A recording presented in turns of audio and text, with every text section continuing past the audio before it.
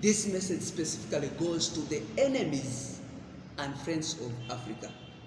And this include you, the European countries, America, and China. I'm taking this opportunity to tell you that we are tired of this present Africa. This Africa which is divided into 54 portions.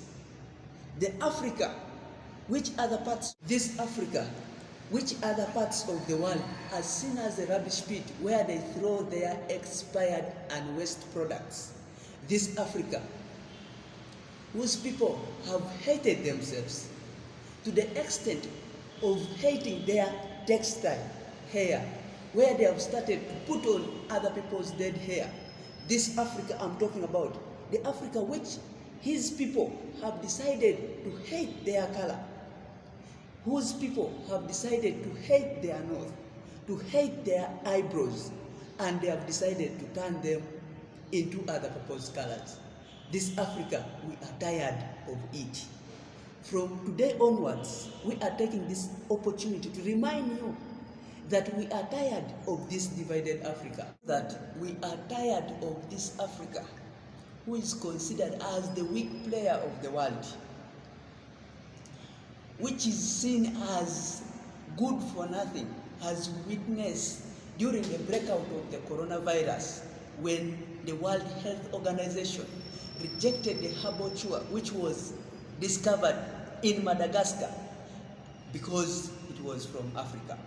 This Africa, who is seen as a weak player in the world affairs, which does not have a permanent seat in the Security Council of the world. The Africa whose leaders have got the mentality of thinking like they are demigods, they don't die. Therefore, China, Europe, America, this is the Africa we want. The Africa from year one of the creation of the universe. The Africa without boundaries. The Africa before the coming of the missionaries. The Africa before the 1884 Berlin Conference.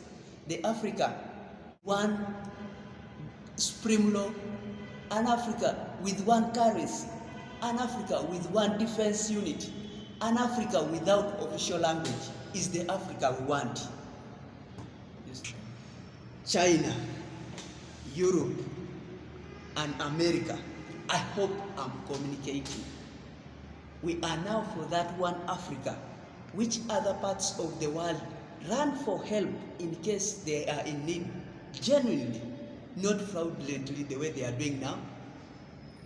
We are for that one Africa, one superpower great Africa, one ionic Africa, the Africa which has been a helping area for the whole world.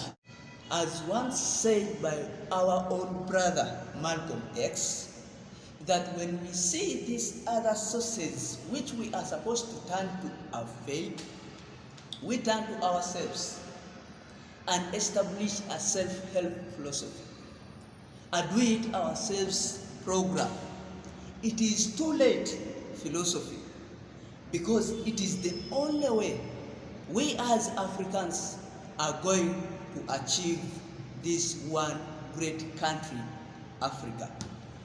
Action. As I conclude, I'm going to take this privilege to acknowledge the great sacrifices, the great selfless living, the great struggles, the great casual works of our own brothers, the sons of African slaves who were taken to America, the likes of Marcus Garvey, Malcolm X, Dr. Martin Luther King Jr., Muhammad Ali, who planted the seeds of this one great country, Africa. And also, I will not forget to acknowledge the great sacrifices, the great struggles, the great selfless living and the great casual works of our own brothers in Africa, the likes of Kwame Nkrumah, Thomas Isidore Sankara, Patrice Emery Lumumba, Mwalimu Julius Kambarage Nyerere, Samora Moses Machel, to mention but a few. Our fellow African brothers who lived 100 years beyond their time. Our brothers, we acknowledge your sacrifices. We acknowledge your time. We acknowledge your struggles. We acknowledge your casual works. Thank you for planting the seed of one great country.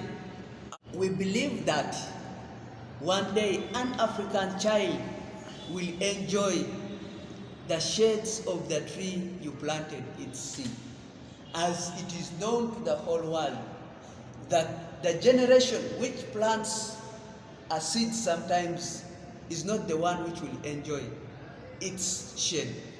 As we know that one generation can plant the seed, another one waters the seed, another one weeds the tree, another one prunes it, another generation enjoys the shade. And that is our joy. We believe that we are going to enjoy the shades of this seed of one country called Africa, for God and my country.